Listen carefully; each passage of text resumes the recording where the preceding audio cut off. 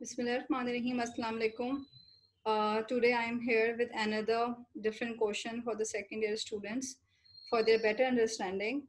This is your chapter 3, uh, Petiwala, third edition. I am Ms. Vela Mahmood, your course instructor. These are the two books which I use to recommend my students for intermediate accounting. Syllabus I have discussed in my previous videos also, and this is exam paper pattern. Partnership formation chapter 1. This is the problem question number 7 on book page number 101 of third edition accounting Petiwala, in which you have two partners A and B. They are sole traders doing their business separately. Before they are sole traders, so they have separate businesses.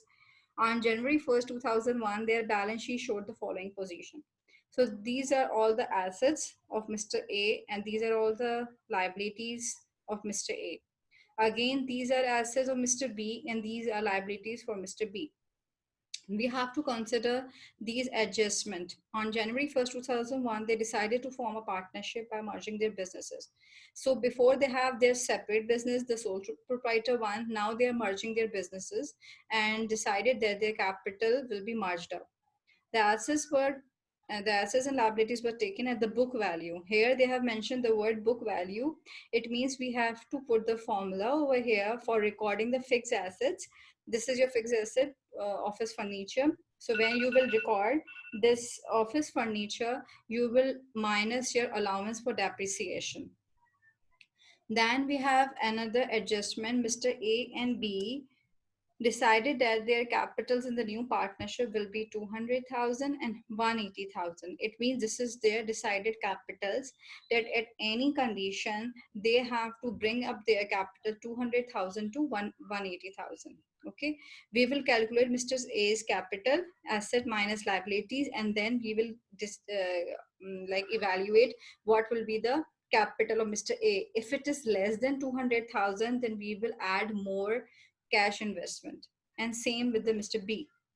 They contribute the deficiency, if any. For the contribution of the deficiency, we will record one journal entry that will be your cash debited and capital credited.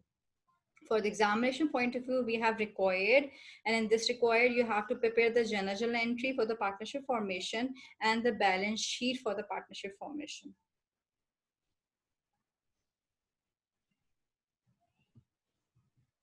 Here we have the explanation of the adjustments. Mr. A and B decided to make their capitals in the new partnership. That will be a 200,000 and 180,000. So this is their decided capital, which they have decided before that at any condition we have to bring this amount of capital in the partnership. They contributed deficiency. Definitely, if they are unable to bring this amount, so they have to prepare one journal entry for the investment. An investment journal entry, cash debit, capital credited.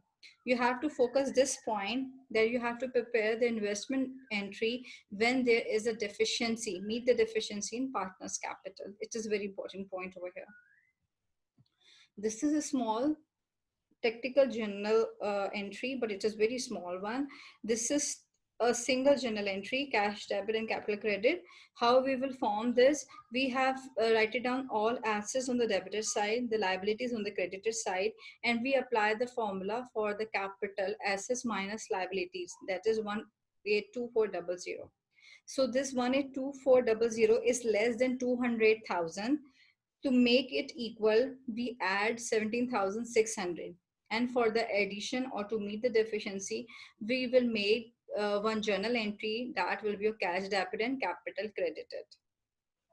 This is the formula that we have to follow. The Mr. A's capital is equals to decided capital minus calculated capital. Decided capital is 200,000, which is given in your question. Calculated capital, which you have calculated right now, asset minus liabilities. This is called a calculated capital. After applying the decided minus calculated capital, you will get the amount 17,600. So this is the amount of additional investment that you have to do in the business. This is your requirement. As per the board examination, you have to follow only the journal entries of each partner and balance sheet, and you will get the marks only for these two working.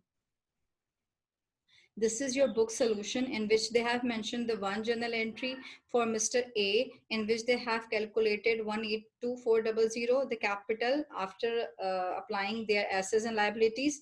And then they have found it that it is less than 200,000. So they have made one journal entry over here for Mr. A.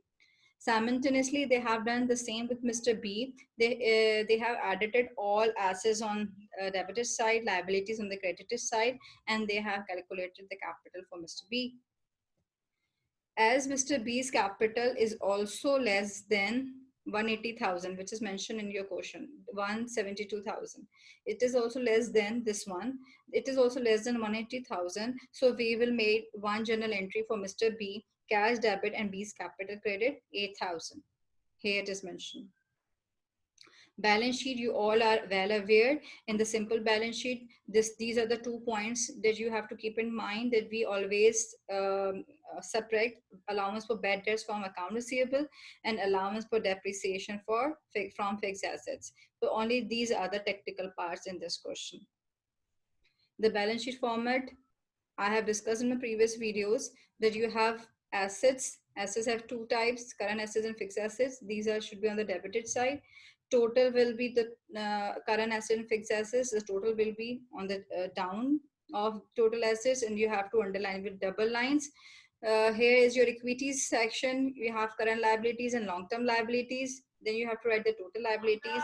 And on the equity side, you have the capital equity. Thank you so much.